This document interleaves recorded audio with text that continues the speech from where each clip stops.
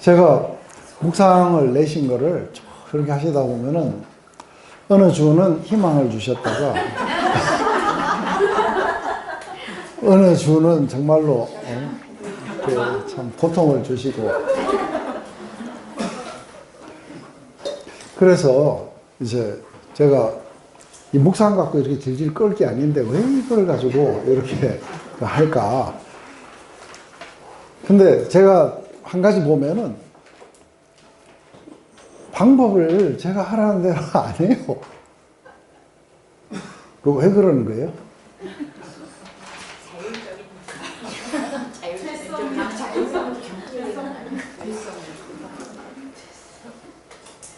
정말 완전히 죄가 만연하고 들을 귀가 없어요. 그죠?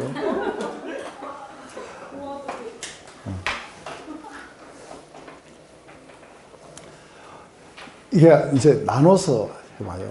묵상할 때 우선은 묵상을 하는 것보다도 더 중요하게 묵상에서 제일 먼저 해야 되는 건 관찰부터 해야 돼요. 관찰을 하고 그 다음에 질문을 해야 돼요. 그런데 제가 지난 월요일 날 여기 한 5분 계셔가지고 해보니까 질문을 하시면서 답을 생각하세요. 관찰하면서 막 질문을 하고 이렇게 하세요. 그러니까 될 턱이 없어요. 관찰할 땐 관찰만 하시고 질문하실 때 질문을 하셔야 되는데 벌써 답 같은 걸 막 생각하시는 거예요.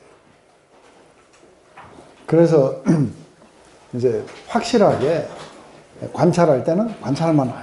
그래서 왜냐하면 정확한 내용도 모르고 질문한다는 건 우스운 거 아니에요. 그리고 뭐 질문도 잘 안 떠오르는데 또 묵상은 어떻게 해요? 뭘 묵상하신다는 거죠? 그러니까 자기 안에 있던 좋은 말들 다 적어 놓은 거예요. 그러고 저를 괴롭히는 거예요. 자기한테 좋은 말이지만 저는 지금 한 20명도 넘는 사람들 그 다 읽어봐야했는데 뭔가 그 안에 좋은 말이 나오는가 싶어 보니까 결국은 자기 이야기 써놨어요. 내용을 알아야 왜라고 질문도 할 수 있어요. 그죠? 왜라고 질문을 해봐야 또 묵상할 거리도 있고. 그런데 제가 이게 숙달이 되면은 한번 쫙 읽으면서 관찰과 질문들이 막 떠올라요. 근데 그렇게 되려면 상당히 뭐든지 그렇잖아요. 그래서 처음에는 부분적으로 나눠서 하고 이거를 쭉 하다 보면은 이제 그 다음에는 읽으면서 바로 이렇게 쭉 뜨기도 하고 바로 보이기도 하고 이건 훈련됐을 때 나오는 거예요. 근데 이게 훈련이 안 되는 사람들이 이거를 쭉 이렇게 하다 보면은 결국은 지각적 선택에 의해 갖고 자기가 보고 싶은 것만 보고 그러고는 말씀이 뭐라고 하는지를 안 보게 돼요. 그래서 제가 이제 이야기를 하면은 우리가 예수님이 나오시면은 예를 들어서 뭐 예수님이 말을 좀 길게 하신다 이러면 주저별로 좀 이렇게 나눠보고 아니면은 서로 대화를 나눴다 그러면 지금 그러면은 율법 교사가 한 말하고 예수님이 하신 말씀하고 좀 이런 걸 갖다가 조금 띄어가지고 보면 어때요? 그래서 제일 먼저 이렇게 한번 띄워보면 어때요? 이러면은 내용 파악이 좀 더 쉽지 않아요? 이건 누가 말한 거고 누가 말한 거고. 그래서 어떤 율법 교사가 일어나 예수를 시험하여 이르되 선생님 내가 무엇을 하여야 영생을 얻으리까? 지금 이렇게 했고 예수께서 이러실 때 율법에 무엇이라 기록되었으면 내가 어떻게 읽느냐? 이거를 갖다가 하나로 이렇게 예수님이 물으신 것처럼 율법에 뭐라 하더냐? 이런 말 아니냐 하는 거죠. 근데 그게 아니고 이 두 개로 나눠서 말씀하셨어요. 그런데 그 사람이 대답하되 내 마음을 다하고 목숨을 다하고 힘을 다하여 뜻을 다하여 주 너희 하나님을 사랑하고 또한 내 이웃을 내 자신과 같이 사랑하라 하였나이다. 예수께서 이르시되 내 대답이 옳도다 이를 행하라 그리하면 살리라. 여기 보면은 이제 패턴이 어떻게 돼요? 전체적인 패턴. 우선은 하나를 들어가기 전에 전체적인 패턴을 한번 봐보세요. 제일 먼저 그 율법 교사가 질문을 하고 예수님은 역질문을 하고 대답은 누가 해요? 율법 교사가 하고 예수님은 그렇게 해라 하고 끝나요. 맞아요? 그러면 이제 2라운드에 한번 가봐요. 2라운드에 가면 그 패턴이 보이세요?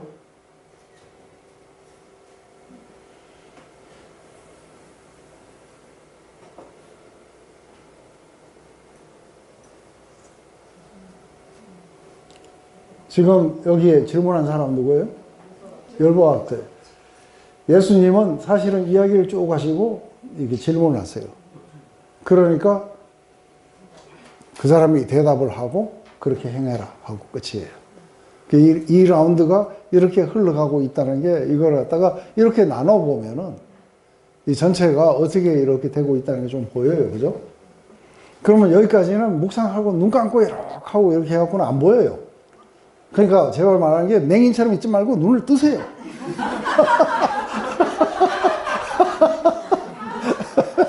눈을 부릅뜨고 보세요.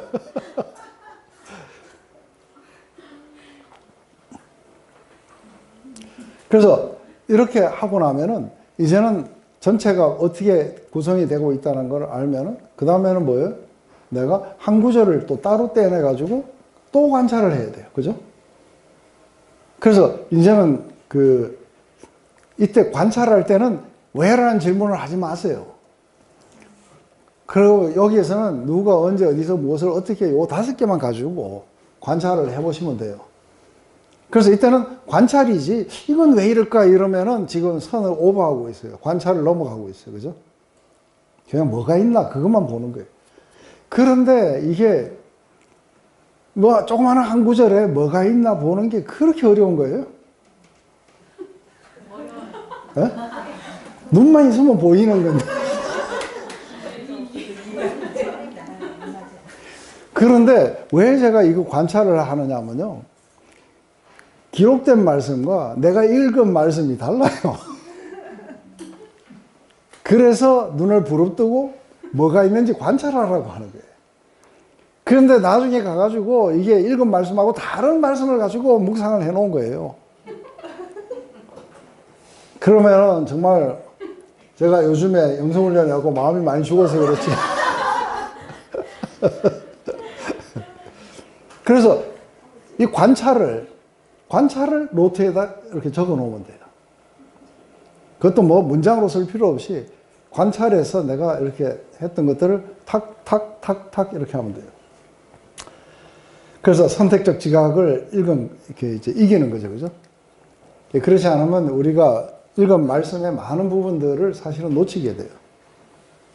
그래서 많은 놓쳐가지고 이래가지고는 예를 들어서 뭐 문둥병 환자가 예수님에게 와서 뭐 했는데 한마디로 말하면 그 문둥병 환자가 예수님에게 와서 예수님에게 낫게 해달라는데 예수님이 낫게 해주셨다 이러면 뭐 질문할 것도 별로 없어요. 그리고 묵상할 것도 뭐가 있는지도 깝깝하죠. 예? 그 왜 그러냐면 안 읽어서 그래요. 안 읽으니까 여기서 뭘 묵상해야 되나 하고 이제 이렇게 하면. 그러니까 방법을 안 해요. 그 방법을 따라 안 해요.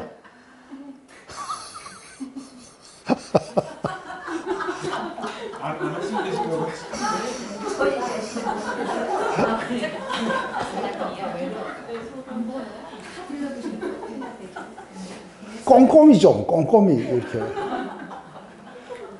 자, 그러면은 이거를 또 요렇게 하면서 보면은 조금 더 해요. 어떤 율법교사가 일어나 예수를 시험하여 이르되 선생님 내가 무엇을 하여야 영생을 얻겠습니까? 그런데 사실은 이제 우리가 이거는 하나의 스토리잖아요.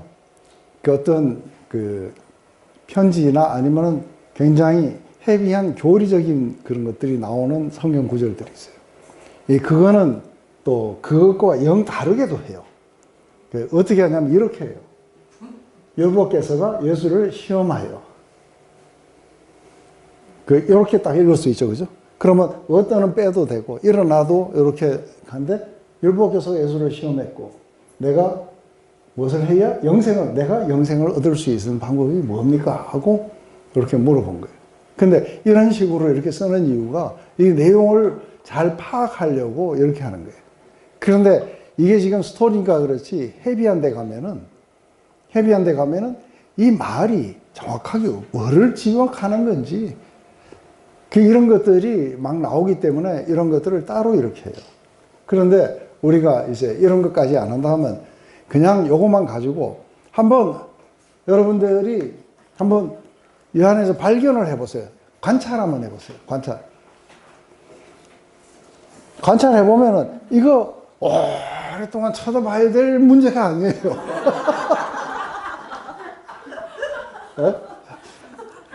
이까짓 거 뭐라고 이거를 갖다가 뭐 30분 동안 쳐다보고 뭐 안 보인다 하고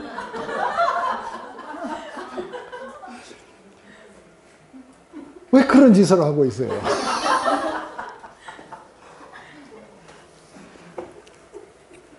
한번 발견해봐요. 뭐든지 좋아요. 한번 해보세요. 두 분. 자, 해봐요. 관찰해보세요. 뭐든지 좋아요. 일어나. 예, 좋아요. 또 시험했다. 예. 또 질문자가 율법교사다. 예. 그런 거 다 중요한 거예요. 또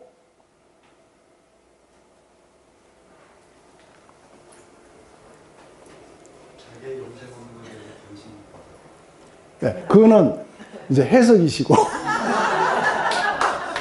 여기 그러니까 안 되는 거야.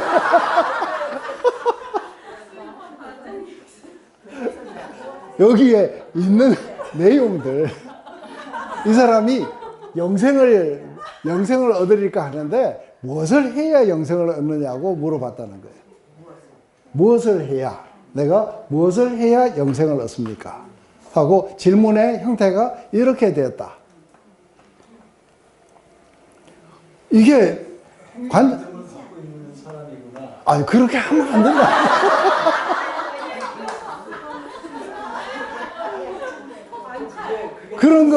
그런 거를 읽으시면서 하시지 말라고 제가 신신당부 드리는 거예요. 그러면은 관찰을 안 하고 판단부터 하고 있어요. 그러면은 이게 내용이 파악이 잘 안 되는 거예요. 그런데 거의 대부분 그렇게들 많이 해요. 그러니까 제가 속이 상하잖아요.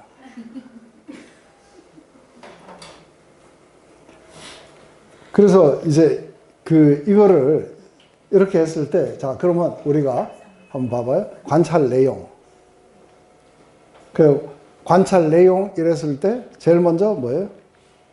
질문자가 율법교사였다. 또, 그는 일어서서 질문을 했다. 질문의 의도는 예수님을 시험하는 것이었다. 예수님을 선생님이라고 불렀다. 질문 내용은 자신이 무엇을 하여 영생을 얻을 수 있는지였다.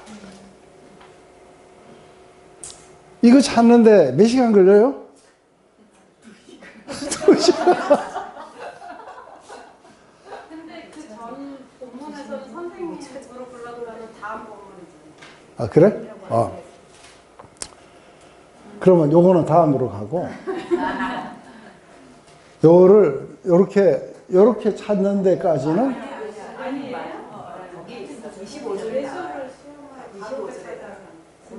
선생님, 내가 무엇을 하여요? 제가 띄어서. 괜찮다. 그런 거 정도는 봐주는데, 이걸 보면서 이렇게 해석하지 말란 말이에요. 그러면 이걸 찾는 것이 어렵지 않죠? 그러면은 이거 찾는 거는 5분이면 찾아요. 5분도 안 걸려요. 그죠? 다들 국민학교 나오셨을 거 아니에요? 초등학교. 아니, 국민학교 나온 사람들이 있어. 나는 국민학교 나왔어. 주간. 응? 주간 나왔어요?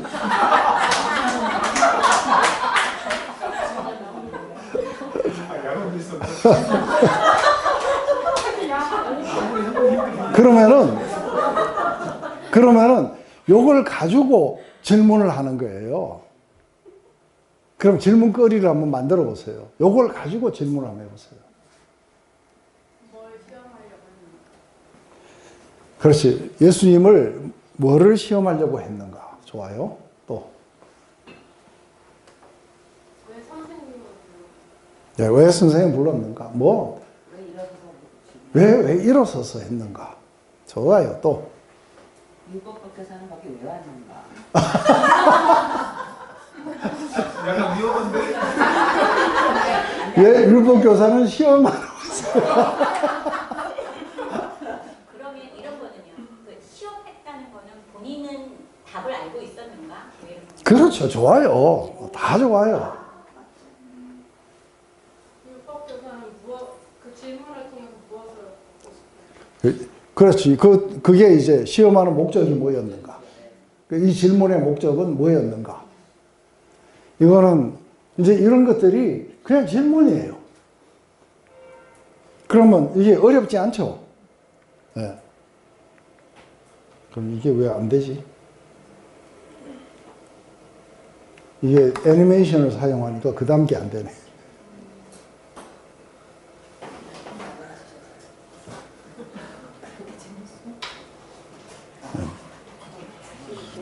이제 지금 이렇게 보면 이렇게 그 관찰이 끝나잖아요. 그죠? 그러면은 이제 우리가 여기서 알려고 하는 질문의 핵심은 뭐예요? 질문의 핵심은 뭐예요?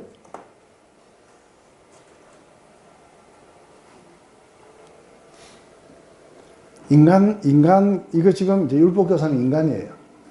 그러면 이 사람 마음 안에 뭐가 있었고, 이 사람의 의도는 뭐고, 이 사람 안에 예를 들어서 기쁨이 뭐고, 혼란이 뭐고, 이 사람 안에 어떤 교만이 있었고, 뭐 하고, 이런 거 하려고 하는 거예요. 그래서 이 사람은 정말로 몰라서 물었을까? 근데 알면서 왜 시험하려고 했는지, 뭐 했는지, 이런 게 이제 질문에 이렇게 포인트가 돼야 돼요. 그런데 갑자기 예수를 시험하여. 시험. 해갖고 이제 이것도 떨어져 갖고, 시험이라는 것은 정확하게 어떤 것인가. 그래갖고, 시험산에서 마귀에게 시험을 받으실 때, 이런 시험을 받으셨고, 뭐죠? 이런 거 잔뜩 써갖고 올리는. 그러니까 자기가 알고 싶은 진짜 호기심이 있는 부분들이 있어요. 이 뜻풀이 같은 거. 지금 그거 하려고 하는 게 아니라 이 율법 교사의 의도와 그 속에 어떤 무지가 있었고, 이 사람은 어떤 교만이 있었고, 이 사람 안에 있는 고통이 뭐며 죄가 뭔지, 뭐 이런 것들이 지금 이제 우리가 알아 들어가는 그런 질문들을 하는 거예요. 그리고 예수님에 대해서는 어떤 거? 예수님은 어떤 분이시며, 어떠한 마음으로 이것을 대하고 계시고, 그리고 그 예수님은 왜 이렇게 말씀하셨고, 왜 이렇게 응대하고 계시는지. 근데 이걸 보면은 우리가 뭘 보는 거예요? 예수님의 인격을 보는 거예요. 예수님이 어떤 분이신지를. 그래서 궁극적으로는 묵상의 목적이 뭐예요? 예수님의 그 아름다움에 우리가 마음이 끌리고 사랑하게 되려고 하는 거예요. 그런데 거기다가 자기가 알고 있는 좋은 내용들을 잔뜩 집어넣어갖고 이만큼 쓰는 거예요. 지금 바빠 죽겠는데. 그 구절이 내포하고 있는 의미가 뭔지 이런 거는 안 쓰셔도 돼요. 어?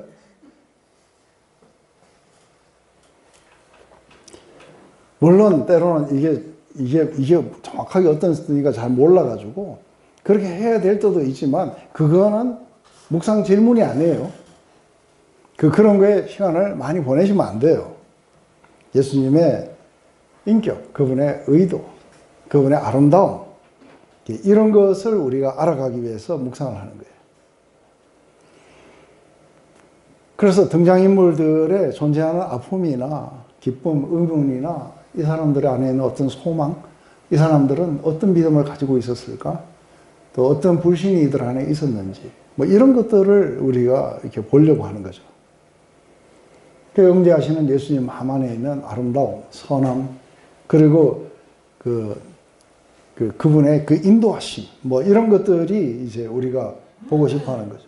그런데 자꾸만 뜻풀이를 알고 싶으면은 참고서가 필요해요. 안 그래요? 그래가지고 참고서를 갖다가 막 하고 싶고 또 각주 같은 거 막 하고 이래가지고는 묵상을 하는 게 아니라 막 이거저거 뒤지느라고 시간 다 가버려요. 한참 하다 보면 길을 잃어가고, 아, 힘들다.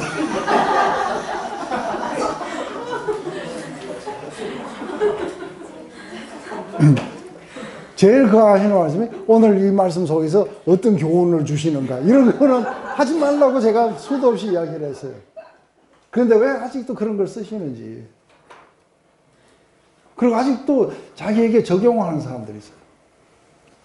그 적용을 쓰시면서 후환이 두렵지도 않아요.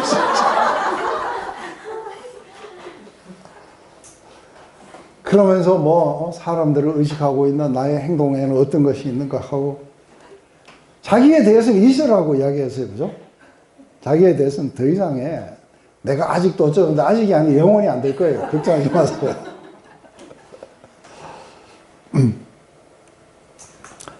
이게 묵상에 관해서 많은 책들이 묵상은 적용이 중요하다고 말을 많이 해요. 그러다 보니까 적용을 해야 된다는데 그렇게 하고 적용해가지고 변한 사람이 있으면 나오라고 그래보세요. 그게 아닌 거예요.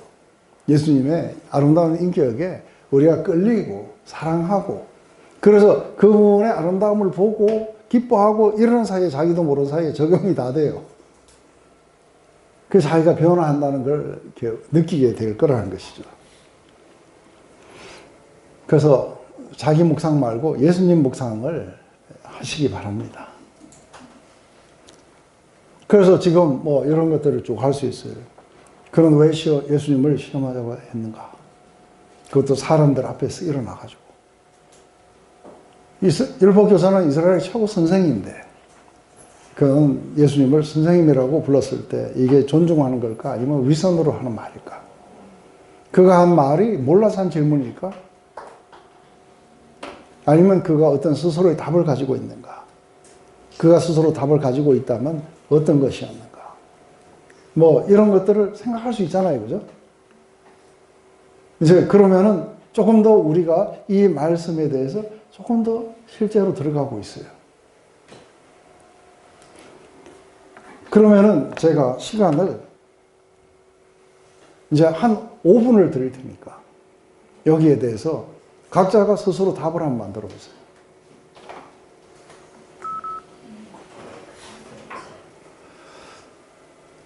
한번 어느 분이 한번 왜 시험하려고 했는지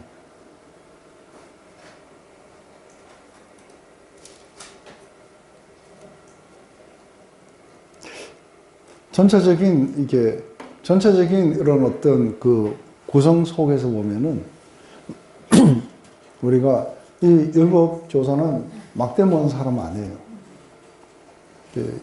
법에 대해서도 잘 아는 사람이에요. 그래서 이 사람이 이제 일어섰다는 건 공개적으로 예수님에게 질문한 거예요.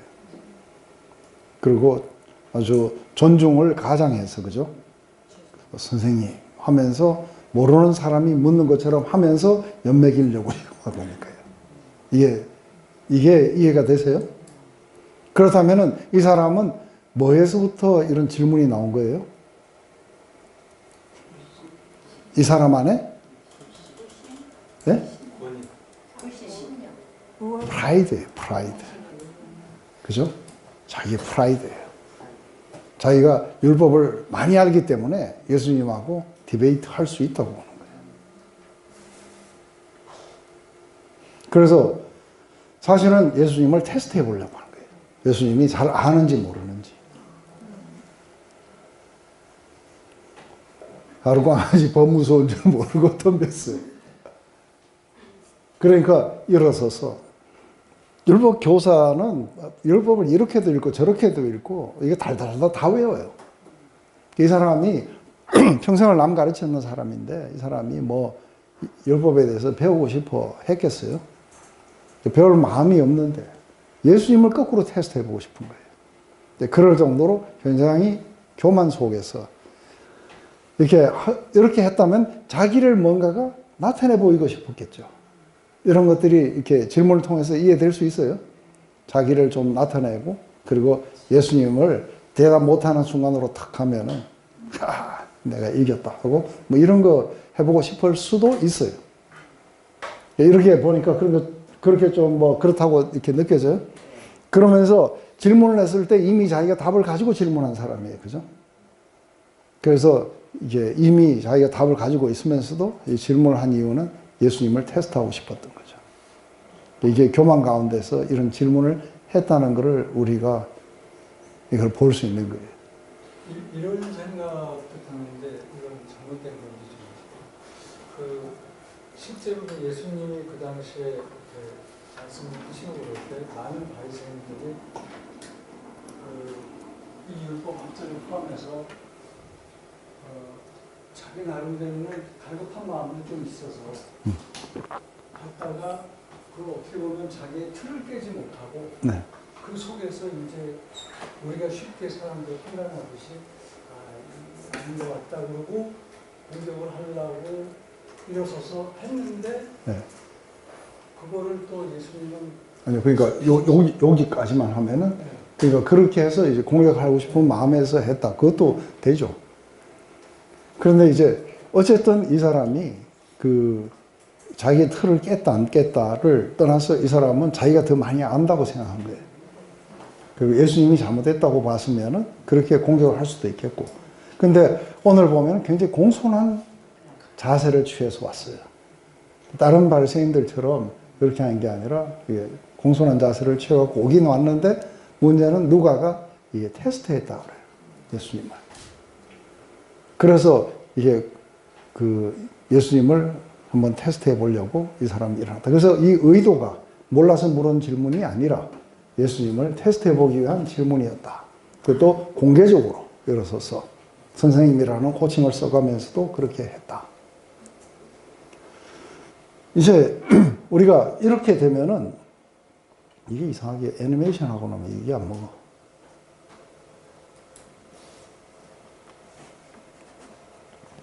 예수께서 이르시되 하고 이제 이것에 대한 예수님의 응답이에요. 그죠?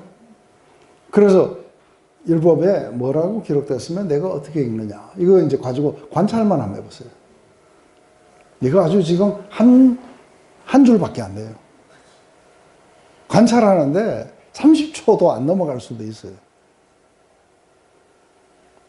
그냥 율법에 무엇이 기록되느냐로 끝날 수도 있는데 네. 그 밑에 네가 어떻게 읽느냐를 그렇죠. 사실은 두 가지 질문하신 거예요. 이런 걸 찾아내는 거예요. 관찰이. 또 하나는 뭐예요? 그렇죠. 역질문하신 거예요. 거기에 대한 대답이 아니라 역으로 거꾸로 질문하고 계시다는 거예요. 그렇다면 질문도 두 개예요. 예수님은 왜 이 두 가지로 물어보셨는지 하는 것과 예수님은 역질문하신 그 의도가 뭐였을까 하는 거예요. 그거는 쉽죠. 그래서 율법에 뭐라고 기록됐는가? 너는 그것을 어떻게 했는가? 이 두 가지 질문이었어요. 그죠?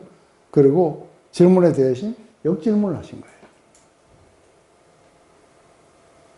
이거는 우리가 아까 지금 했듯이 30초 만에 찾아냈어요. 그러면 이제 여기에 대해서 우리가 질문을 할 수 있어요. 그럼 질문은 뭐 어떤 거 있어요? 질문도 두 개밖에 없어요. 안 그래요?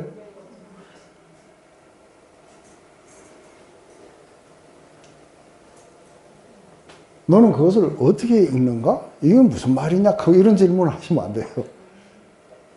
이게 이렇게 두 가지로 질문하셨다는 거예요. 하나는 이건 뭐예요? 하나는 실제로 율법에 기록된 말씀이 뭐라고 이야기 써져 있고 너는 그것을 어떻게 이해하고 있느냐 하고 물어보신 거예요. 그래서 실제 율법에 기록된 것과 너의 이해, 이 두 개를 이렇게 다 물어보신 거예요. 그리고 역질문을 하신 거예요. 그래서 왜 실제로 기록된 것과 이 사람의 이해를 물어봤을까 하는 거예요. 그래서 왜 이 두 가지로 이 사람에게 질문을 했을까 하는 것과 또 하나는 뭐예요? 왜 역질문을 하셨을까? 그래서 뭐 이런 질문을 할 수 있겠죠. 예수님이 역질문을 통해서 어떤 효과를 기대하셨는가? 왜 질문을 두 가지로 하셨는지. 율법 교사가 율법에 대한 그의 이해도가 무엇인지를 또 물으셨는데 어떤 목적으로 이렇게 물으셨을까? 그래서 예수님 마음 안에 이 의도 이런 것들을 우리가 알고 싶은 거예요. 그러면 이거에 대해서 우리가 잠시만 생각해 봐요. 길게도 말고. 제가 한 3분 드릴 테니까 잠시만 한번 생각해 보세요. 역질문 하시는 건 왜 하시는 거예요?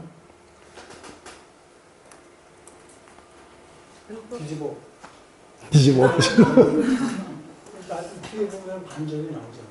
네. 그러니까 그렇게 확 뒤집어서 이 사람은 제대로 이렇게 깨트리려고 하는 거예요. 이 사람이 어떤 대답을 갖고 있는지 아셨기 때문에. 근데 예수님이 질문을 하실 때는 항상 그 사람을 위해서 해요. 예수님이 이기고 싶은 마음이라든지 이런 마음은 없으세요. 그죠? 그런데 예수님이 이기시려는 게 아니라 이 사람을 위해서 하되 예수님으로부터 나오는 이 대답이 아니라 스스로가 그 대답을 찾을 수 있도록 해주시는 거예요. 예, 여기에 우리가 살짝 예수님의 인격을 볼 수 있어요. 그죠? 예, 스스로가 깨달을 수 있도록. 그리고 이렇게 둘로 나눠가지고 이 사람이 율법 교사인데 이 사람이 율법에 대해서 얼마나 올바른 이해를 가지고 있는지 이것도 사실은 아셨을 거예요. 그래서 그거를 갖다가 끄집어내 주시는 거예요. 역질문을 통해서 진리에 이르게 하시고 그리고는 그것을 그 속에 가지고 있는 올바른 대답을 끄집어내 주시는 거예요. 이게 역질문 하신 이유일 거라 봐요. 여기서 그 이사야 6장 차원 공부도 그건 그 다음 절이에요. 여기서는 그거 생각하시면 안 돼요. 그럼 어디로 빠지는 거예요? 아니요, 그거는 이제 요 다음 절에 이제 이 사람이 대답할 때 나와요. 그래서 이 사람이 어떤 이해도를 가졌는지, 그리고 실제로 뭐라고 했는지에 대한 이야기가 요 다음에 나와요.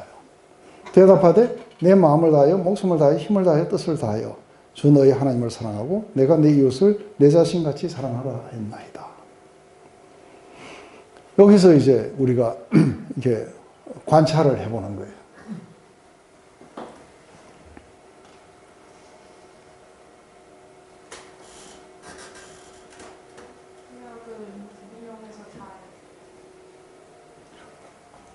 이 구약을 인용을 했다. 또 관찰 질문. 예? 율법을 정확히야.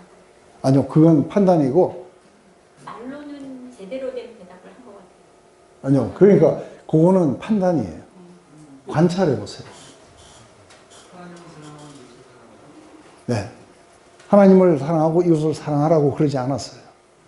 근데 저는 내 마음을 다하고 거기까지 주님을 사랑할까지 얘기할 수 있는데 굳이 왜 그 이웃에 대해서 내 자신을 사랑하는 말을 굳이 더 붙였을까?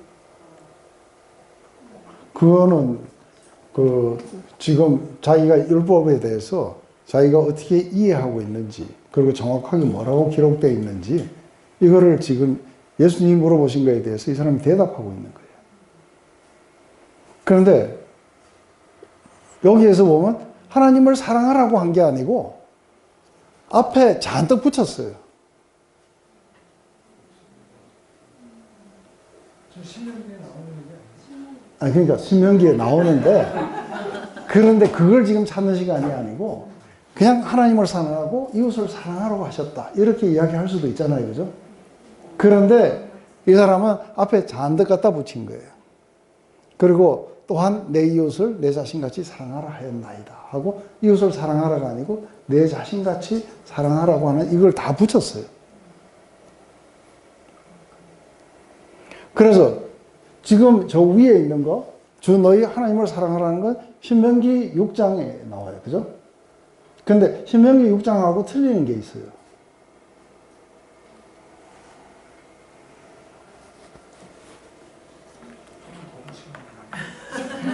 어떤 걸 더 붙였어요? 네, 목숨을 다하여 이건 없어요. 내 마음을 다하여 힘을 다하여 뜻을 다하여 주 너희 하나님을 사랑하라는 것이 들으라 이스라엘아 하나님은 한 분이시니. 그래서 이렇게 사랑하라 했는데 목숨을 다하여도 붙였어요. 또한 내 이웃을 내 자신까지 사랑하라. 이것은 어디에 나오느냐면 레위기 19장 18절 말씀이에요. 이 사람은 정확하게 율법에 기록된 대로 이야기하려고 그랬어요. 하나를 덧붙여서 그렇지. 그런데 이 사람이 율법에 뭐라고 기록됐느냐 했을 때 요 구절을 끄집어냈어요. 십계명을 끄집어낸 게 아니라 이 구절을 끄집어냈어요. 왜냐하면 그게 율법 전체에 대한 자기의 이해라고 이야기해요. 그러니까 율법에 기록된 대로 지금 이야기하고 있다는 거예요. 이게 지금 관찰이에요. 이 사람은 그냥 하나님을 사랑하라 하고 앞에 잔뜩 붙였고 또 여기도 이것을 갖다가 붙였어요. 이것은 율법에 기록된 그대로 말하려고 했어요. 그렇지만 율법에 굉장히 많은 것 중에서 왜 요거를 선택했을까 했을 때 이게 율법 전체를 이야기하고 있다고 이 사람은 이해하고 있는 거예요. 그러니까 이 사람의 판단은 뭐예요? 정확한 거였어요. 그래서 이게 관찰들이에요. 판단을 하지 마시고 여기에 뭐라고 하고 있는지, 이 사람은 어떻게 지금 대답을 하고 있는지. 그래서 앞에 이런 거를 해갖고 목숨까지 붙였어요. 그죠? 목숨을 빼고 하면 정확하게 신명기 말씀을 인용했고 정확하게 레위기 말씀을 인용을 했어요. 그래서 이게 우리가 두 가지로 이렇게 볼 수 있죠. 그죠? 그래서 여기에 율법고서는 그냥 하나님을 사랑하지 않고 내 마음을 다하여 목숨을 다하여 해갖고 내가 해놓은 게 이게 사실은 신명기 6장 5절인데 없는 말씀이에요. 왜 앞부분을 덧붙였는가? 내 이웃을 내 몸같이 사랑하로 했다. 그래서 이것이 율법교사의 이해인가 아니면 율법에 적힌 건가? 그랬을 때 이게 율법에 이렇게 적혀 있는 거예요. 그리고 이게 이 사람이 가진 이해였기도 해요. 이제 여기 보면은 이 사람이 왜 이렇게 대답했는지 이해되세요? 이제 예수님 차례예요. 율법에 적힌 것을, 기록된 것을 올바로 이해했다. 네, 그렇죠. 율법이 뭐라고 했느냐는 것을 정확하게 인용하려고 했고, 그리고 이것이 율법 전체에 대한 자기의 이해라고 이야기한 거예요. 그래서 아까 두 개를 물어본 거예요. 안 그러면 율법이 뭐라고 기록됐냐면 주야 너희 나 위에 다른 신을 잊지 하지 말고 어쩌고 십계명을 외우고 그 다음에 이제 아는 거 다 읊어야 돼요.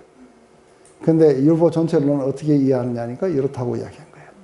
그러면 예수님의 대답은 이러시되 내 답이 옳다 이를 행하라 그래야만 살리라 하고 이렇게 말씀하셨어요. 그 여기서 관찰 한번 해보세요.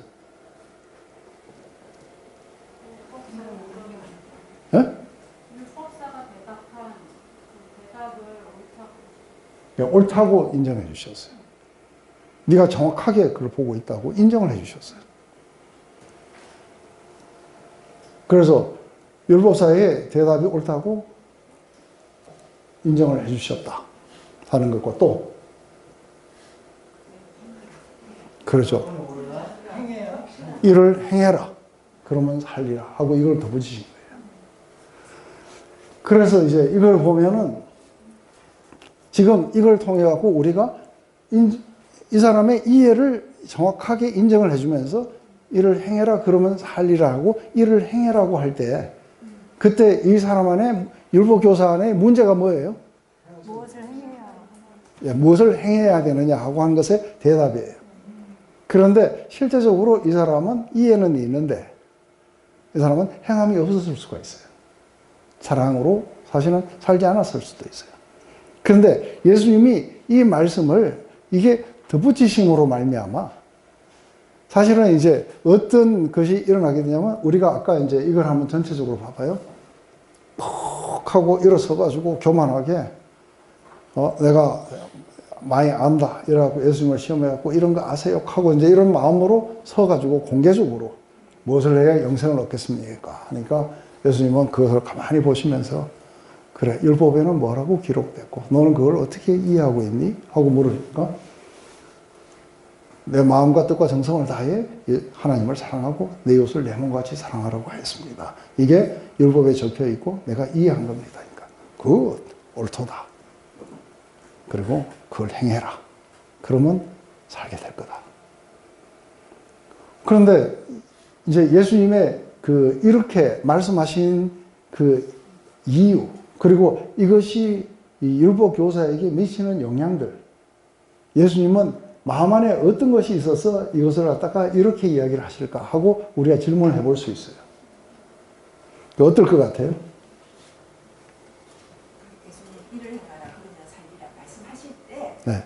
예수님이 정말 이 사람이 행할 수 있다고 생각하시면서 하시는 건가? 네. 아니면 이 말씀 앞에 행할 수 없어도 알고 네. 절망하도록 하기 위해서 하신 질문인가? 이 말씀을 하신 의도가 무엇이에요? 그렇죠. 이제 그러니까 그 의도를 지금 제가 물은 거로.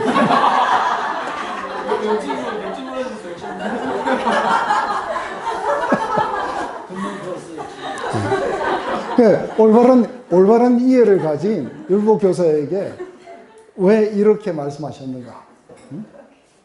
옳도다 하고 인정을 해주시면서도 왜 이렇게 말씀하셨는가? 이해 속에 있는 그 사람의 실체에 대해서 그렇죠. 예수님은 지적하거나 그렇게 안 하셨어요. 어떻게 하세요?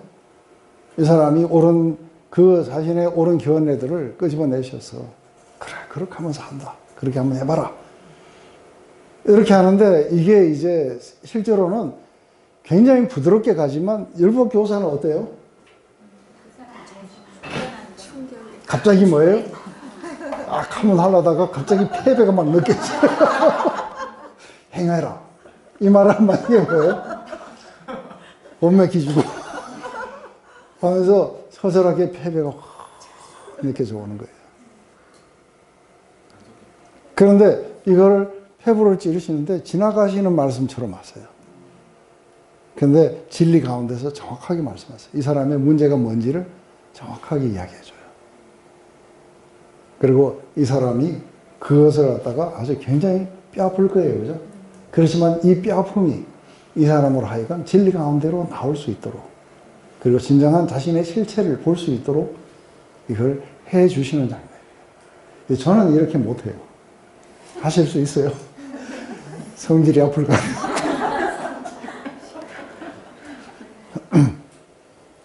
이렇게 하면은 우리가 한 라운드가 끝나는 거예요.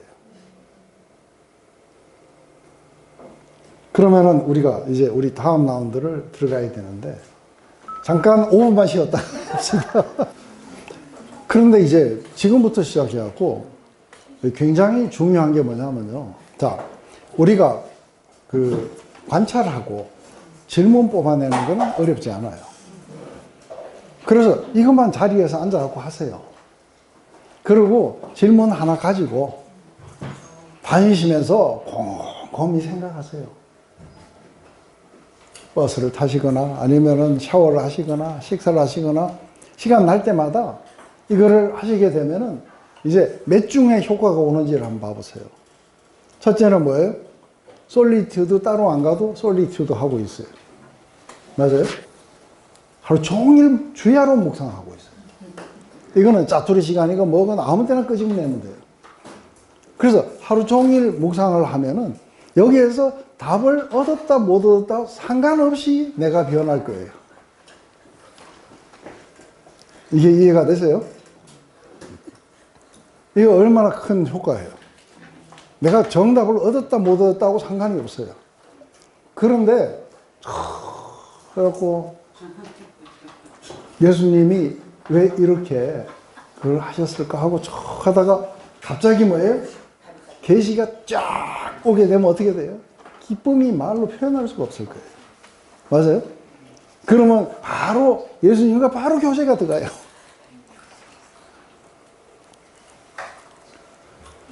그러니까 이게 이 효과를 우리가 그거 한다면 아니 일주일 시간 드렸잖아요. 안 그래요? 그러면은 이거 하나 질문 하나 가지고 그래서 그 중에서 제일 또 중요한 질문이다 싶으면 그 하나라도 가지고 또 왜 그랬을까 하고 이렇게 생각해보고 기도하시고 또 생각하고 이런 과정들을 거치게 된다면은 그래서 빙고 해가지고 탁 나오게 될 때는 기쁘고, 그죠? 그리고 이게 우리에게 주는 그 영향이라는 건 굉장히 클 거라 봐요. 이 자체가 이미 정답을 했다 안 했다 하고 전혀 상관이 없이 나와요. 그러면 이제 우리가 지금 이제 두 번째 라운드예요.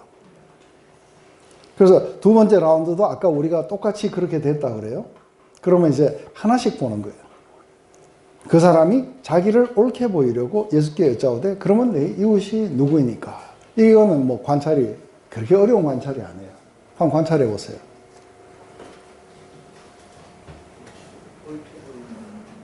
네, 자기를 옳게 보이려고 한 거예요. 옳게 보이려고. 그 다음에 또 네. 왜 내 이웃이 누구인가를 갖다가 지금 질문하고 있어요. 그죠? 그러면 지금까지 흐름하고 상당히 다르게 이제 내 이웃이 누굽니까 하고 이 질문이 이 사람에게는 왜 나왔을까 하는 것을 이제 뒤에 가면은 우리가 묵상 질문에 나와요. 그렇지만 관찰에는 이 사람이 질문 내용이 내 이웃이 누굽니까 하는 이 질문을 했다는 거예요. 그리고 자신을 옳게 보이려고 했다. 이거는 보면은 국민학교 주간반 나오면 바로 나오는 거예요. 안 그래요? 이거 바로 나와요. 그러면 이걸 가지고 질문을 한번 만들어 보세요. 뻔한 거예요. 왜 옳게 보이려고 했을까? 옳다고 했는데 옳게 보이려고 했다는 거예요. 그리고 왜 내 이웃이 누구냐는 이 질문은 왜 나왔을까 하는 거예요. 이 두 개가 관찰에서 나온 질문들이에요. 맞아요? 그러면 이 사람이 옳게 보이려고 했다는 것 속을 거꾸로 한번 들어가 봐요. 이제 묵상 속에. 옳게 보이려는 사람 안에는 뭐가 있는 거예요? 옳지 않은 그 부분이 있는 거예요. 이해되세요? 그런데 예수님으로부터 옳다고 인정을 받았어요. 그런데 뭐가 옳다고 인정을 받았는데 왜 옳게 보이려고 또 노력을 했을까? 이게 말이 안 맞는 거예요. 그죠? 그런데 옳다고 인정을 했는데 왜 옳게 보이려고 했어요? 예?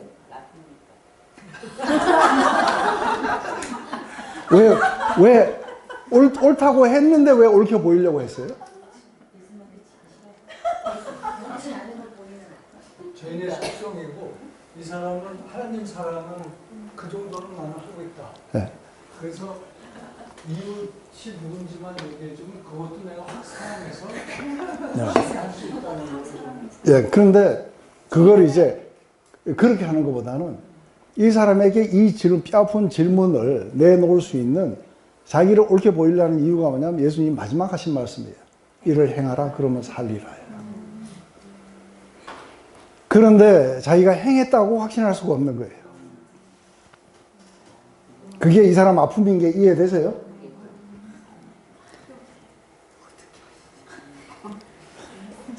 국민학교 주간반. 그러니까 이게 이 사람이 이 말을 할 리가 없는 사람인데 지금 이 말이 툭 튀어나왔을 때 이 사람은 왜 그랬을까 했을 때 지금 중요한 건 뭐냐면 이 사람 마음 안에 뭐가 있냐는 거예요. 어떤 아픔이 있고 어떤 실패가 있고. 그런데 그 실패가 이 자기를 갖다가 옳게 보이려고 거꾸로 나오고 있어요. 그러면 자기가 옳지 않다고 하고 느끼는 건 뭐예요? 자기가 그렇게 못 살고 있다는 거예요. 그게 예수님이 슬쩍 찔리신 거예요. 찌르자 이 사람은 거기서 굴복했으면 끝나는 거예요. 내가 그렇게 못 살고 있었습니다. 쏘릭하고. 이랬으면 끝나는 문제인데 이제 자기가 스스로가 자기가 옳다는 걸 증명해 보이려고 했는데 그때 왜 이제 두 번째 질문이에요. 왜 내 이웃이 누굽니까? 했을 때 이제 지금 아까 우리 최선생 형제님 말씀하신 것처럼 내 이웃이 누굽니까? 하고 이렇게 이웃을 규정을 하고 싶은 거예요. 그러면은 이웃이 우리 가족, 우리 교회 사람들, 우리 순식구들, 뭐 이렇게 하고 이 이웃이 그렇다면 나도 사랑했는데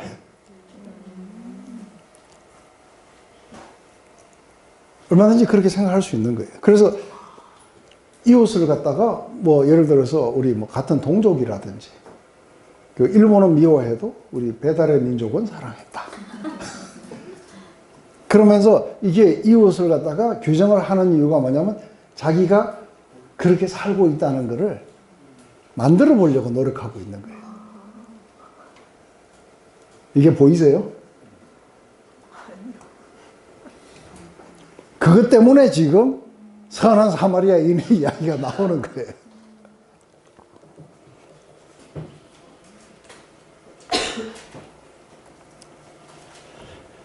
지금 이 긴 이야기에 예수께서 대답하여 이르시되 어떤 사람이 예루살렘에서 여리고로 내려가다가 강도를 만나매 강도들이 그 옷을 벗겨 때려 그의 죽은 것을 버리고 갔더라. 이건 세팅이에요. 그죠? 마침 한 제사장이 그 길로 내려가다가 그를 보고 피하여 지나가고 또 이와 같이 한 레위인도 그것에 이르러 그를 보고 피하여 지나가되 어떤 사마리아 사람은 여행 중에 거기에 이르러 그를 보고 불쌍히 여겨 가까이 가서 기름과 포도주를 그 상처에 붓고 싸매고 자기 짐승을 태워 주막으로 데려가서 돌보아 주니라. 그 이튿날 그가 주막 주인에게 데나리온 둘을 내어주며 이르되 이 사람을 돌보아 주라. 비용은 더 들면 내가 돌아올 때 갚으리라 하였으니 내 생각에는 이 세 사람 중 누가 만난 자의 이웃이 되겠느냐. 여기에서 여러분들이 한번 관찰 질문을 해보세요. 예수님은 반박으로 하지 않으시고 예화를 왜 이런 예화를 드셨는가? 바로 뭔가 대답을 하실 수도 있는데 왜 이렇게 예화를 드셨는가? 또 율법학자 네가 강조만한 자가 이런 얘기를 그 마지막 절에서 하시는 그거는 이렇게 그 하지 말라는 거 끝까지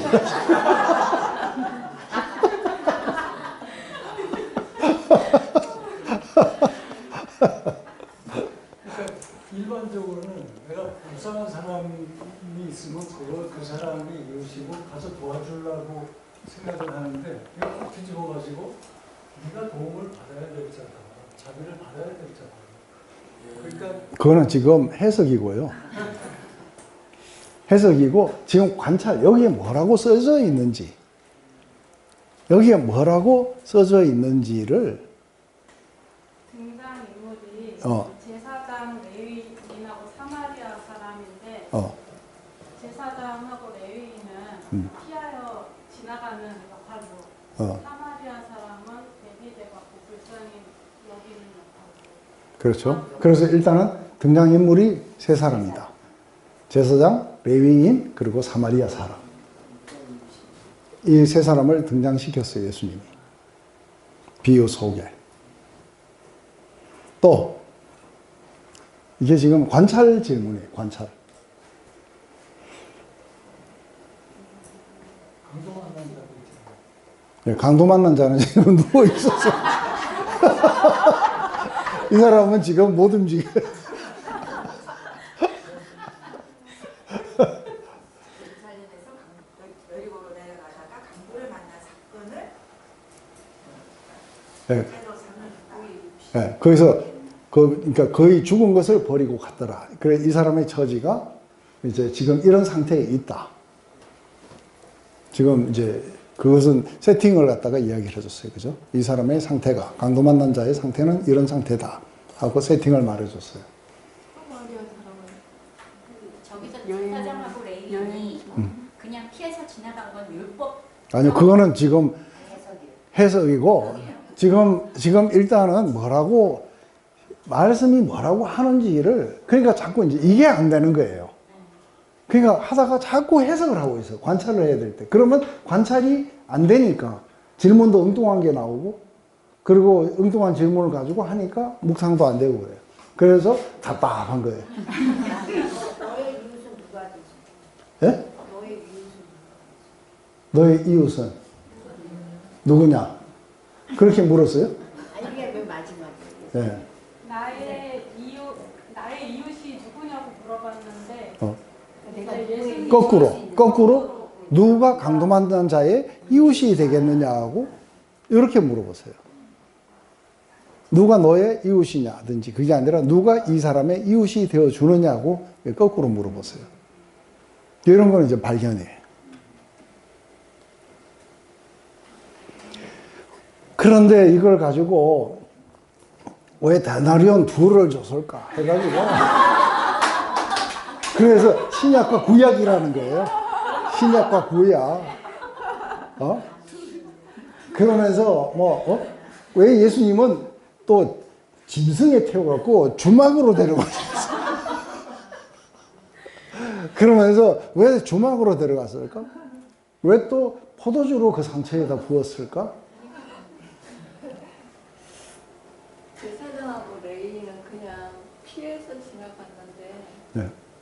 사마리아 사람은 여행 중이고 근데 또 돌아올 때 또 들러서 비용을 갚는다고 그래요. 그렇죠. 그러니까 지금 이 사람은 이제 끝까지 돌봐줬다 하는 거예요. 사마리아 사람은. 그런데 끝까지 돌봐준 사람을 사마리아인으로 등장을 시켰다는 거예요. 이제 그러면은 이제 우리가 묵상 질문이 나오는 거예요. 어떤 질문이 나올 수 있겠어요? 아까 비유로 말씀하셨는데 왜 비유로 말씀하셨을까? 그것도 이제 질문이에요. 또 제사장과 레위는 보고 피하여 지나. 네. 제사장과 레위는 왜 보고 피해서 지나갔는가? 사마리아 사람 그러니까 지금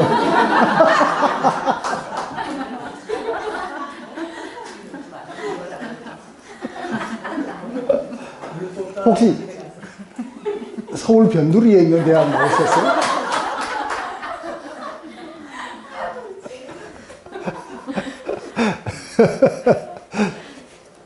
사마리아 사람들은 어떻게 불쌍히 그러니까 이 지금 사마리아인과 이 세 사람의 이 캐릭터를 등장시킨 이유가 뭘까 하는 거예요. 아니면 예를 들어서 제사장, 레위인, 그 다음에 평민 이렇게 할 수도 있는데 평민 안 그러고 사마리아인 그래요. 왜 사마리아인을 등장시켰을까? 그거는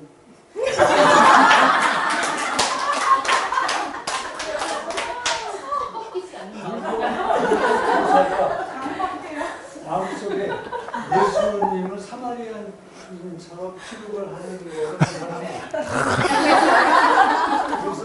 거는 그거는 내 생각을 투사를 지금 하고 있어요. 그래서 내 생각을 투사를 하지 않고 읽기 위해서 이렇게 질문들을 하는 거예요. 그 사람 취급을 못 받았잖아요. 그래서 네. 그러니까 지금 사마리아인을 등장시키고 법을 잘 아는 두 사람을 등장을 시킨 거예요. 하나는 법을 모르는 사람이고 둘은 법을 잘 아는 사람을 등장시키고 있는 거예요. 아, 율법 교사가 갖고 있는 그 편견을 네. 틀을 깨는 거예요. 그건 이제 해석이에요. 그런데 제일 먼저 왜 비유로 말씀하셨는가 하는 거예요.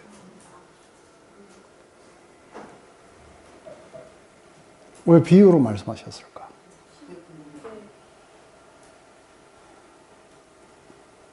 그러면은 자 이제 이걸 가지고 우리가 자 한번 봅시다. 관찰. 즉답 대신 비유로 말씀하신다. 여기에 비유에는 세 사람이 나오고 제사장, 레위인, 사마리아인이 나온다. 앞에 두 사람은 강도한 자로 피해가고 사마리아인은 다가가 침부를 부으며 정성을 다한다. 이 비유 뒤에 예수님은 누가 내 이웃인가 아니라 누가 강도당한 자의 이웃인가로 물으신다는 거예요. 이런 것들이 이게 요거는 제가 생각한 게 아니라 뭐예요? 요 안에 있던 이야기예요. 아까 거기에 본문에 있는 이야기를 제가 요렇게 관찰한 거예요. 그러다 보면은 묵상 질문이 왜 예수님은 즉답 대신 비유를 드신 후 누가 이웃인지를 그렇게 물으셨는가? 앞에 두 종교 지도자들이 다 왜 피해서 갔다는 것을 강조하고 계실까?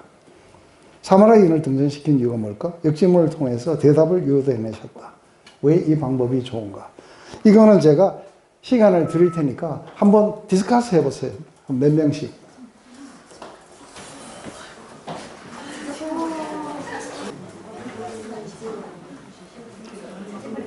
네. 네, 다 아직 안 하셨어요? 한번 여러분들이 찾아낸 거를 한번 이야기해 보세요. 이쪽 그룹에서는 뭐 어떻게 해요? 너무 까먹어서.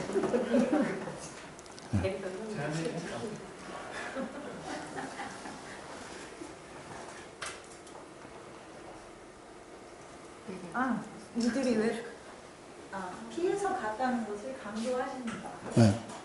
이 사람들은 종교나 율법에 너무 매여 있는 사람들이어서 그러니까 거의 율법 교사하고 같은 부류였던 사람들이라서 이렇게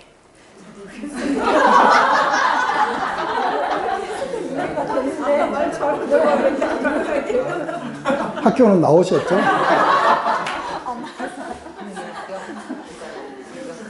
여기 아니 자기들끼리 이야기한 거 이야기하라 했는데도 그러세요? 여기서 정리가 좀 모르겠어요. 우리는 하나만 그냥 얘기하고 네. 레위라고 제사장 사마리아 3명을 다 등장시켰잖아요. 근데 여기서 우리가 얘기한 거는 예수님이 강조하시고 싶은 것은 우리가 사마리아인이 되라처럼 되라가 아니라 자비를 베푸는 것을 중요하게 해석해요. 약간 지금은 해석할 차례예요.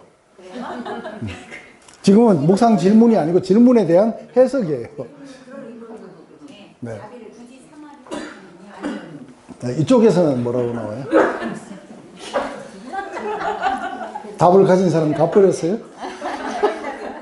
열심히 얘기한 자비. 그걸 이야기 하셔야죠. 아니, 실컷 시간 다 줬는데. 실컷 시간 다 줬는데, 안 하시면 그럼 뭐예요? 우리 그러면 저 남자분들 뒤에. 사마리아인을 등장시킨 이유는 사마리아인도 너희 이웃이다라는 걸 강조하는 거예요. 사마리아인도 너의 이웃인 걸 강조하기 위해서. 천안 생각하면 네. 사마리아인도 너희 이웃이다라는 걸 강조하는 거예요. 네. 그것이 이웃이다. 또, 저쪽에, 그 뒤에.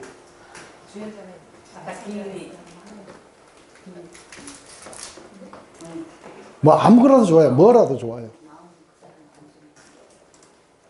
저희는 그 밑에까지는 자세히 못했고 맨 위에 거 네. 가지고 했는데 예수님이 그 성경에 비유로 말씀하시는 경우가 굉장히 많아요. 그게 아까 목사님 말씀하셨듯이 굉장히 예수님의 성품 중에 네. 인격적인 어떤 모습이 있는데 네. 그게 지금 이곳에서도 그게 보여지고 있고 그래서 근데 그게 어떻게 보여지는 거예요? 핵심을 빼먹고 그냥 인격적이시다 이렇게 하시는데. 사람 마음 속에 있는 네. 자기가 깨닫지 못하고 있었던 어떤 뭐 사건이나 말씀들을 질문들을 통해서 끄집어내 주시고 깨닫게 해주시고 네. 지금 이제 비유를 드는 이유는 다이렉트로 네 문제가 뭐다고 이야기 안 해요. 비유를 이야기함으로써 이 비유의 스스로가 리플렉트를 하고 있는 거예요. 그래서 이거는 스스로가 깨닫지 그 예수님이 네 문제가 이거야 하고 이야기를 안 해주세요. 그게 이제 인격적인 거죠. 그래서 사실은 여기에 이제 이 누가 나의 이웃입니까? 하고 물어보는 이 사람의 그 마음 안에 지금 자기를 옳게 보이려고 하는 이거를 또 무너뜨리셔야 돼요. 그래서 이걸 이제 무너뜨리시는 장면이 뭐냐면 제일 먼저 세 사람을 등장시키는 거예요. 그런데 세팅이 뭐냐면은 어떤 사람인데 유대인인지 아닌지는 알 길이 없어요. 근데 이 사람이 강도를 만나고 거의 죽게 됐다는 거예요. 이거는 지금 뭐를 이야기하는 거예요? 이 세팅을 이렇게 맞춘 이야기는 뭐예요? 이 사람은 긍휼이 필요한 사람이에요. 자비가 필요한 사람이에요. 그런데 지금 이제 이 세 사람을 등장시키는 두 사람은 법을 잘 알고 있고 한 사람은 법을 잘 몰라요. 그런데 이게 법을 잘 알고 있는 사람은 긍휼을 베풀지를 않았어요. 그런데 이 사람이 긍휼을 베풀지 않는 이유가 어디에 있어요? 법의 어떤 것들 때문에? 그걸 알면 더 좋고요. 몰라도 돼요. 그렇죠. 그리고 첫째는 그 중에 하나가 어떤 거냐면 이 사람들이 가지고 있던 것 중에 하나가 뭐냐면 요거는 조금 이제 어려울 수도 있어요. 뭐냐면 이스라엘 백성이 아니면 도와줄 의무가 없다고 느끼고 있는 거예요. 이 사람들이 그 생각을 가지고 있어요. 그런데 이 사람이 이스라엘 사람인지 아닌 사람인지를 알려면 가까이 가야 봐야하는데 이 사람이 죽었으면은 시체를 만지게 되니까 부정해지는 거예요. 그래서 이들이 가지고 있는 이 개념들, 이게 사실은 긍휼을 베푸는 걸 방해하고 있는 거예요. 그래서 이 사람들은 그렇게 의식적으로 더럽혀지지 않고, 그리고 저 사람을 내가 도와야 될 의무가 있는지 없는지에 대해서 모르는 상태이기 때문에 우리는 피해서 간다, 이렇게 보는 거예요. 그런데 사마리아인은 그런 법적인 의식이 없어요. 그래서 사람이 아주 심플해요. 사람이 거의 죽게 됐으니 가서 이 사람을 도와줘야 된다. 해서 그냥 긍휼을 베풀고 그 사람을 도와줘야 된다 하는, 이게 이제 사마리아인이 이렇게 보인 거예요. 그래서 이 사람이 그렇게 나가서 할 수 있었던 거는 이 앞에 두 사람이 가지고 있던 법적 제약이 없는 거예요. 그게 이 사람으로 하여금 오히려 이렇게 자비를 베풀 수 있도록 이렇게 해준 거예요. 그런데 이 세 사람을 쫙 이렇게 이야기를 했을 때에 아마 율법 교사는 그렇게 할 거예요. 그러니까 만약 그 사람이 왜 이웃을 누가 나의 이웃입니까? 하고 물어봤을 때에 사실은 유대인 밖에서는 이웃이 아닌 거예요. 이 사람을 도와줄 필요가 없다고 이 사람은 그렇게 알고 그렇게 가르쳤을 거예요. 그뿐만 아니라 지금 법적인 다른 것에서도 이 사람은 묶여 있을 거예요. 그죠? 그런데 이 사람이 지금 질문한 것에 대해서 대답을 스스로 갖게 하는 거예요. 그래서 네가 잘못 살고 있다 이야기가 아닌 거예요.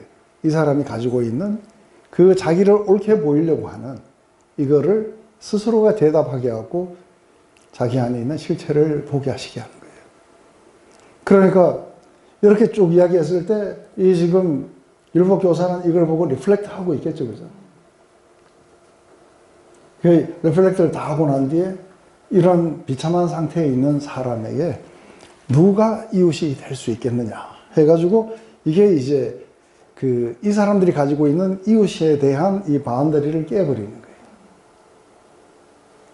그래서 이 사람의 대답이 뻔한 이야기예요. 이 이야기에서 누가 이 사람의 이웃이 되겠나 했을 때 제사장이요 이렇게 이야기하면은 병원에 가봐야 돼요. 레위인하고 둘이가 아닐까요? 그러면 병원에 입원해야 돼요. 그러니까 아주 심플하게 대답할 수 있도록 만들어주시는 거예요. 그러자 이 사람이 사마리아인이요 안 그러고 뭐라 그래요? 자비를 베푼 자입니다 하는 거예요. 그래서 사실은 사마리아인이라고 안 그래요. 자비를 베푼 자입니다. 그런데 이 사람이 이제 이거를 우리가 상상해 보는 거예요. 이 사람이 자기를 옳게 보이려고 하다가 결국은 자기가 어느 결론에 이르는 거예요? 자비를 베푸는 자입니다. 할 때 내 안에 자비가 없습니다. 아주 굉장히 아주 처절한 패배인데, 처절한 패배면서도 뭐예요? 자기가 은혜롭고 존중받았고, 그리고 자기의 실체에 대해서 오늘 처음으로 눈을 뜨게 된 거예요. 그런데 목사님, 네. 이거 이제 제가 기질이 에서 좀 질문이 정확하게 네. 누가 나의 이웃이냐, 그러면은 그 맥락에서 보면은 강도맞은 자가 나의 이웃입니다. 를 스토리에서는 메시지로 얘기를 해야 될 것 같은데, 네. 예수님이 마지막에 반전의 질문을 던지실 때 거꾸로 강도맞은 자의 이웃이 누구냐? 네. 그렇게 하면은 그거를 도와준 자입니다 하고 이렇게 할 수 있는데. 네. 그래서 그 얘기를 함으로써 네. 네가 방금 맞은 자고 아니요, 그게 아니라 이 사람이 가지고 있는 바운더리는 이 바운더리가 어떤 민족이나 거기에 국한되어 버리는 거예요. 그런데 자비를 베푸는 자들은 다 이웃이라는 거예요.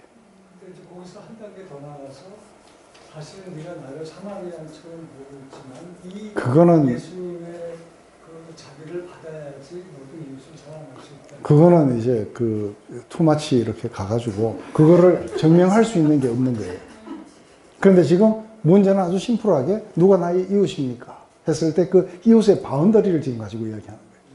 그랬을 때 그게 국적을 초월해서 자비를 베풀면 다 이웃이 될 수 있다 하는 쪽으로 확대시켜 버린 거예요. 그러니까 이 확대된 속에서는 자기가 옳게 보일 수가 없어요. 그러니까 다 기어 들어가는 소리로 자비를 베푼 자입니다. 처절한 패배지만 아주 기쁜 패배예요. 비로소 자기 안에 뭐가 결의됐고, 그래서 더 이상의 이렇게 질문이 안 나와요, 그죠? 그때에 이제 우리가 보면은 예수께서 이럴 때 가서 너도 이와 같이 하라. 이 말에 저는 다른 말로 바꾸면 뭐가 있어요? 누가 이웃인지 그런 거 따지지 말고 자비를 베푸는 삶을 살아야 된다. 그러니까 이 사람은 올바른 법에 대한 이해도 가지고 있고 뭐도 갖고 있고 다 갖고 있는데 사실은 그대로 행하지를 못했어요. 그죠? 그리고 사실은 자비를 베풀지도 않았어요. 그런데 그걸 가지고 이 사람은 뭐예요? 아는 게 자기가 하는 건 줄 아는 거예요. 그리고 자기가 이웃을 갖다가 규정함으로써 자기가 옳다고 하는 것을 갖다가 이렇게 방어하려고 또 노력했던 사람이에요. 그런데 마침내 뭐예요? 자비를 베푸는 자입니다 했을 때 이 사람 안에 이제 뭐예요? 이웃에 대한 개념이 완전히 개방돼 버려요. 그런데 저는 이제 이런 걸 보면서 이렇게 한 사람 안에 가지고 있는 그런 종교적인 신념 뭐 이런 걸 갖다가 몇 마디 안 했어요. 그런데도 상대를 갖다가 공격하거나 상대가 아주 자존심 상하거나 그렇게 안 하고 너무너무 은혜롭고 부드럽게 이끌어오셔서 스스로가 그걸 찾아낼 수 있도록 도와주고 계시는 거예요. 자기를 시험하려고 했던 자였어요. 저는 이거 볼 때 어메이징한 분이에요. 안 그래요? 너무너무 아름다운 분이세요. 그래야 우리가 기도에 가서 어떤 기도를 할 수 있어요? 오늘 이렇게 행하신 주님의 아름다운 그 인격에 매료되어서 우리가 그렇게 기도 드릴 수 있어요.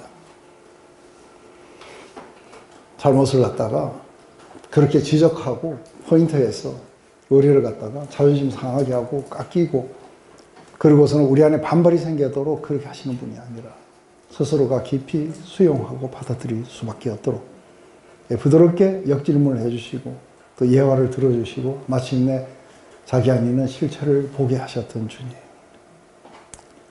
우리는 그분과 사랑을 나누고 싶은 거예요. 맞아요? 이 분을 만나기 위해서 이걸 한 거예요. 근데 성경 공부는 좀 달라요. 성경 공부는 왜 좀 다르냐면 이 이야기, 다음 이야기가 뭐냐면 마리아와 마르다 이야기예요. 성경 공부 속에서는 이게 뭐예요? 결국은 이게 뭐예요? 진정한 사랑이 없는 섬김이에요. 이해되세요? 마르다와 마리아 이야기는 사랑이 없는 섬김은 이게 하나님 기뻐하시는 게 아니라는 거예요. 그 이야기를 하려고 누가는 이렇게 썼어요. 그렇지만 우리가 마리아와 마르다 이야기를 들어가면은 우리는 뭐예요? 그 안에 예수님의 또 아름다움을 보게 돼요. 그러니까 아름다움의 연속이에요.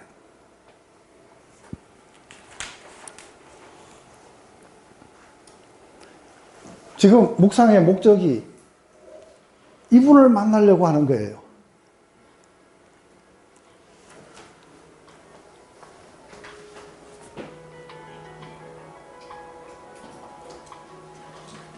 이게 뭐 지금 강의하는데 이런 게 와요. 우리가 질문하고 관찰하고 질문하고 이렇게 하고 결국은 마지막에 이르게 되는 것은 어메이징한 분을 우리가 거기서 보는 거예요. 이게 확 살아와요. 이걸 가지고 우리가 상상을 해보는 거예요. 상상력을 사용해가지고 그걸 했을 때 그런 질문을 할 때 예수님은 어떤 표정으로 이걸 보고 했을까? 그분 안에서 아이고 놀고 있네 이러셨을까? 아니죠, 그죠? 사랑뿐이세요. 사랑만이 충만하신 그분이 이 잘못된 생각 속에서 그렇게 아주 교만해져서 일어나는 이 한 영혼을 오늘 실체를 보여주시고 구원으로 이끄시려고 하시는 거예요. 아마 이 사람은 이 질문을 해가지고 훨씬 더 구원에 가깝게 왔어요. 그죠? 그러니까 내 안에 자비가 없습니다. 그리고 어쩌면은 예수님 앞에 내가 이제는 무엇을 하여야가 아니고 내가 어떻게 구원을 받을 수 있습니까? 하고 그게 하나님의 그 은혜로 구원을 받는다는 것을 알 수 있는 어떤 거기에 왔겠죠. 그죠?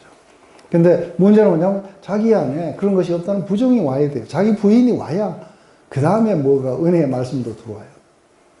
근데 오늘 그거를 굉장히 인격적으로 부드럽게 스스로가 깨달을 수 있도록 이렇게 이끌어 가시는 주님의 인격과 사랑과 이런 게 보이세요? 이거를 우리가 상상하는 거예요. 하고 바로 그분과 대화를 나누려고 하는 거예요. 그리고 바로 이분을 가슴에 안고 우리가 잠잠하게 우리가 바라보고 그렇게 시간을 보내는 거예요. 오늘 좀 더 도움이 많이 되셨어요? 도움이 되신다고 하셨어요. 다음에 또 긴 설교를 써가지고 그렇게 정말 저도 부드럽게 한다고 이거는 설교입니다 하고 이렇게 하고 싶은데 그렇게 안 하고 좋은 말은 많습니다만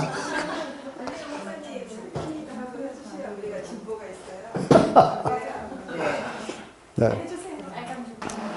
그리고 우리가 다음 주에는 그러니까 예수님 혼자 쭉 말씀하시는 게 좀 많이 나와요. 제자들이 그래서 우리 마리아와 마르다는 1단계에서 했잖아요. 그래서 지금 또 하시는 거는 그렇죠, 그죠? 그래도 한번 해보실래요? 그거 가지고? 안 해요? 그러면은 우리가 이 다음 거는 뭐 제자들이 요한처럼 그 기도를 가르쳐 달라 하고 이렇게 하고 이야기가 쭉 이렇게 나오는 게 14절까지 가요. 13절인가 14절까지. 13절까지 갈 거예요. 근데 14절부터 20절까지는 바알세불 이야기예요. 그래서 예수님 혼자 쭉 독백하는 걸 가지고 하다 보면 떡풀이가 좀 될 수도 있을 것 같은 느낌이 좀 있어가지고 그래서 그거는 좀 더 이렇게 발전되고 나면은 하시기로 하고 우선은 뭔가 인간도 나오고 네? 사람도 나오고 등장물이 좀 있어야 좀 재미도 있을 것 같아요. 그러면 14절부터 20절까지.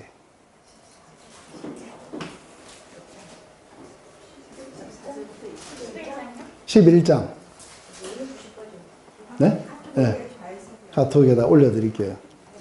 네. 그래서 한번 진짜로 오늘 제가 한 것처럼 이거를 이제 본인이 뭐 예를 들어 컴퓨터가 있으면 더 쉽죠, 그죠? 이렇게 탁탁 나눠 보면은 전체가 이렇게 파악이 쫙 돼요. 그런데 또 그 속에 한 구절을 탁 이렇게 떼어갖고 와가지고 관찰을 또 해보는 거예요. 그 관찰은 그렇게 오래 걸리는 거 아닌 거예요. 그렇지만 분명한 거는 뭐냐면 이거를 적어도 이렇게 아무 판단 없이 제일 어려운 게 뭐냐면 관찰하는 순간에 자꾸 생각하고 판단하고 이래. 그러면은 묵상이 진행이 안 돼요. 그냥 이 속에 뭐라고 하고 있는지를 누가 언제 어디서 무엇을 어떻게 요거까지만 딱 해가지고 관찰 질문을 간단하게 쓰시고 그리고 그 밑에 묵상 질문을 또 한번 만들어 보시는 거예요. 그렇게 해가지고 너무 많으면은 그 중에 뭐 제일 중요하다고 싶은 하나를 가지고 하루 종일 좀 한번 다녀보세요. 그렇게 하고서는 이제 자기 나름대로 답이 있으면 또 적어보시고, 그런데 그 다음날 그거 가지고 했는데 또 다른 답이 나오면 또 적어보시고, 이렇게 하다 보면 이제 그 하나를 가지고 자꾸 생각을 했잖아요. 그죠? 이게 묵상이에요. 그렇게 하다 보면은 어느 순간에 이제 서서히 예수님의 아름다움이 나타나기 시작해요. 그러면서 이제 이런 분과 이렇게 교제를 나누는 것이 너무너무 자랑스럽고 너무너무 아주 기쁜 이야기예요. 이렇게 해서 그 다음에 이제 상상하고 그 다음에 이제 기도로 넘어가야 되는데 아직 기도로 넘어가기는 그러니까 기도도 뻔해요. 그렇게 못하니까 하게 해주세요, 뭐 해주세요 하고 안 봐도 다 알아요.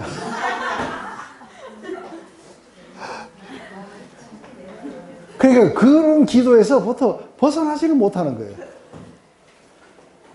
그래서 기도 안 쓰셔도 좋으니까 여기까지 그래서 관찰하고 질문하고 이렇게 나름대로 자기가 나름대로 거기에 답이라고 생각하는. 그런데 이 답이 이게 논리적으로도 좀 맞아야 돼요. 그죠? 그 논리가 안 맞고 이건 내 생각이 이렇다고 넣어버리면 그거는 이제 본문을 떠나가지고 그 구천을 막 떠돌기 그렇게 하지 마시고, 그래서 이제 이미 내가 가지고 있는 어떤 선지식이 있어요. 내가 그렇다고는 판단이 있어요.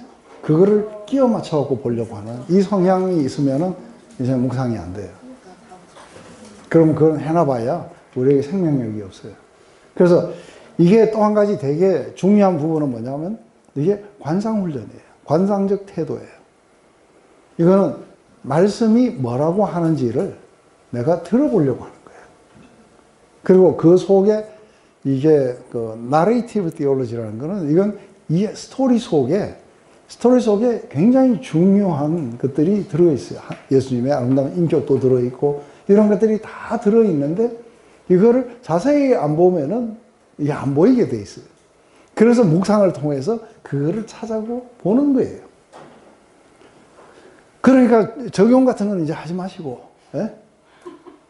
그리고 자기가 알고 있는 걸 다 해갖고 막 이렇게 했으니 얼마나 감사한 일인가 어쩌는가 이런 거 이제